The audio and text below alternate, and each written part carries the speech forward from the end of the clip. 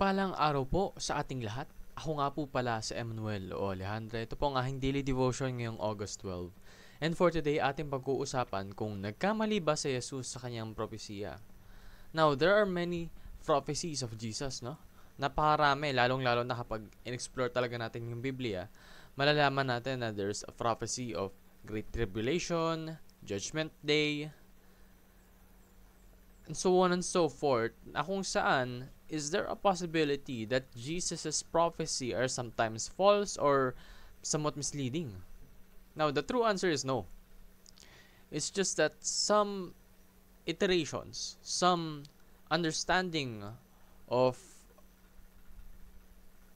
theological views are a bit jaded, incorrect, and such as yung mga prophecy ng nangyari na.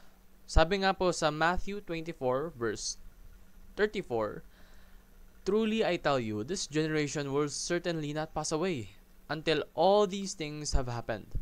Ngayon, sinulat to nung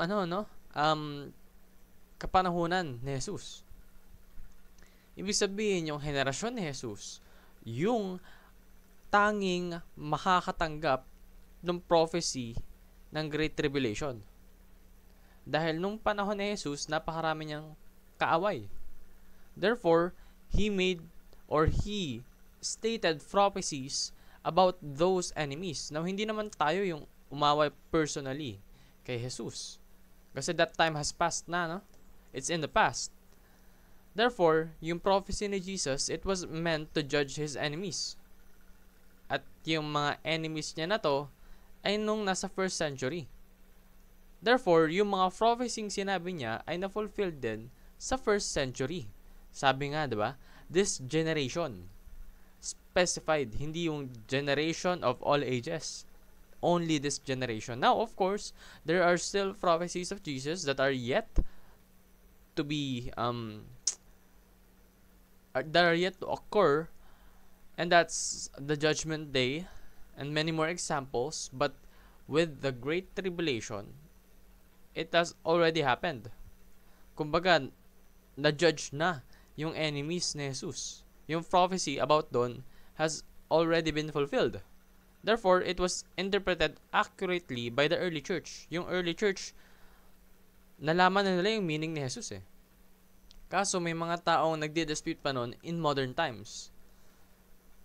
Maaaring due to theological bias. That is why when we study the Bible, we should study the Bible without these biases. We should know that the Bible does not teach pessimism. Kumbaga, negative views, no? In fact, yung tinuturo ng Biblia is there is a continuous development towards the world so that every nation will be discipled by Jesus. Kumbaga, His kingdom is growing. Yun yung sinasaad ng Biblia. Hindi yung rapture, hindi yung masisira yung mundo, magkakaroon ng end of the world, no. So, take Jesus at His word without distortion. Ibig sabihin, huwag mong baguhin yung meaning ni Jesus. Take it in literal value, yung value na binibigay sa iyo ng Bible, so that you will not be misled. Yun lamang po ang aking daily devotion. Maraming salamat sa pakikinig. Pagpalain po tayong lahat, and let us all give glory to God.